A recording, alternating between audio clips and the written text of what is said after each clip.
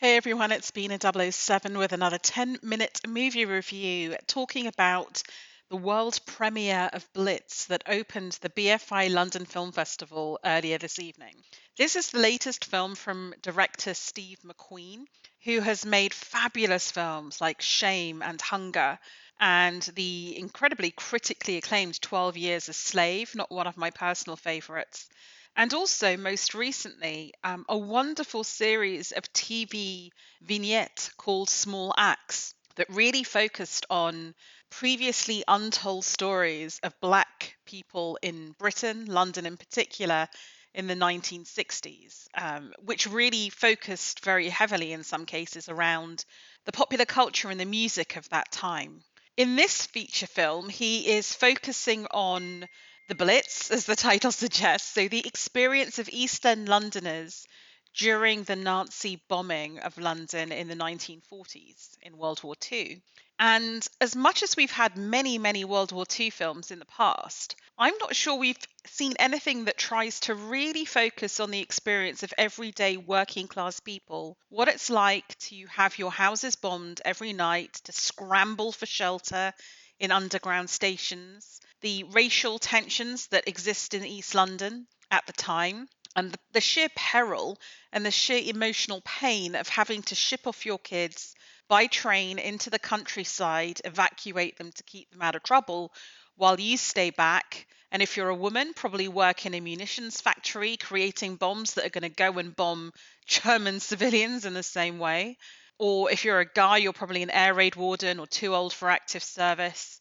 And you're living through this nightly peril.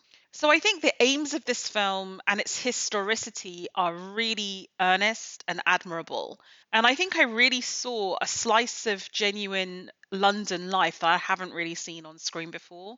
I loved the period detail, the costuming, the music, and in particular, the depiction of a London that is really multicultural and multicultural before Windrush. I think Small Axe was very focused on that generation of West Indians who came in that Windrush economic immigration boom.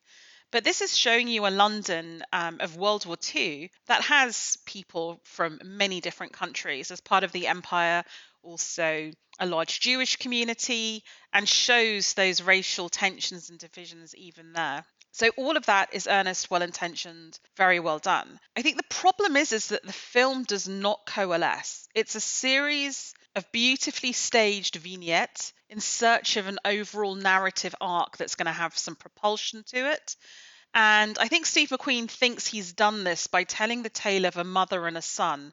And the mother is played by the wonderful Irish actress Saoirse Ronan, and the son is played by Elliot Heffernan, and I think he's got a very good future in front of him. So the story is that as the film opens, the mother's sending the kid off to be evacuated. He gets on the train north. He doesn't like the look of it. He jumps off the train very quickly, actually, and gets on a train that brings him back to London, to Clapham Junction.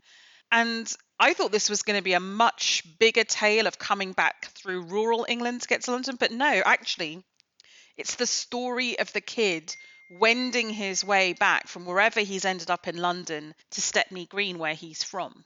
And through his eyes, you're going to see a variety of different vignettes. You're going to see a beautiful, very expensive Café de Paris style club with a Cab Calloway style jazz performance featuring the real life pop singer Celeste doing this amazing jazz number getting bombed. You're going to see what happens when people are scrabbling to get into underground stations, which are being locked up against them.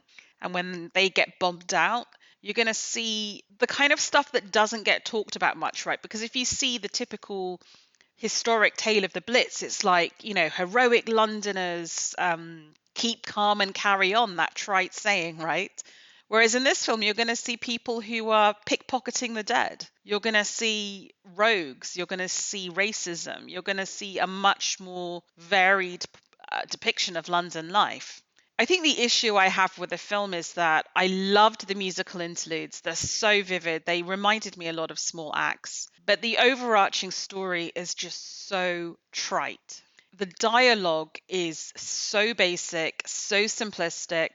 It feels like everyone's at the most basic, most superficial level of being drawn. So you've got the East End roguish Fagin style robber, right? I think very clearly, trying to sort of riff on that Oliver Twist Fagin story. You've got the heroic, earnest African air raid warden Ife, played beautifully by Benjamin Clementine, who you might have seen in Dune Part 1. But it's like everyone's an archetype. Everyone, the characters are doing a lot of heavy lifting to tell an earnest political story, make an earnest political point about how we're all humans and we should all treat each other with respect. And character gets absolutely swamped. I also think it does not help that Saoirse Ronan cannot really do an East End accent, so it's all a bit, "Oh, blimey, governor, strike a light." And she can't sing. And actually, music is so important to her family. It's so important that Steve McQueen has cast the iconic British musician Paul Weller as the grandfather.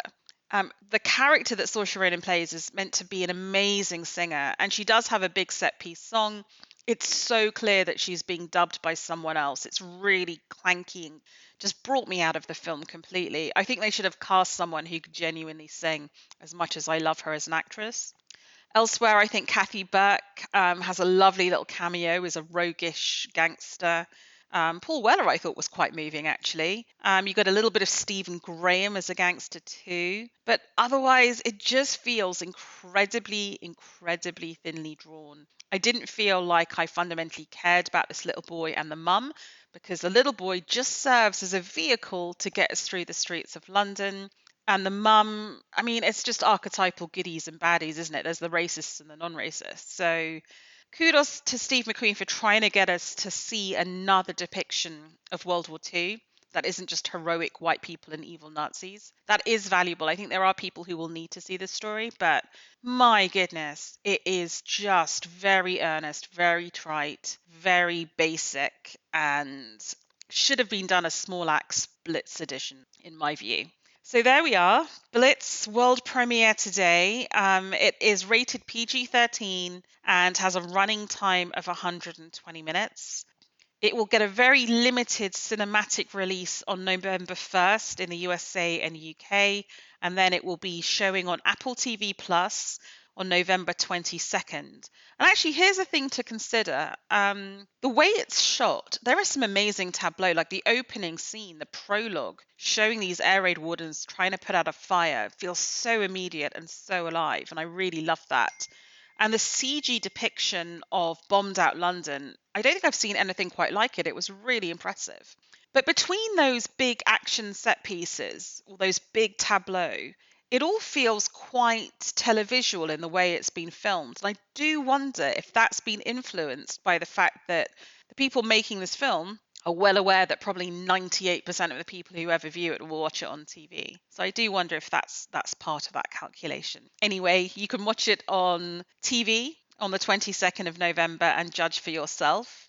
In the meanwhile, I'll be posting on Threads with all my updates about the London Film Festival. I'll be back tomorrow with a review of the new Alfonso Cuarón TV show, Disclosure, and the new Elton John film that he's made with his husband, David Furnish.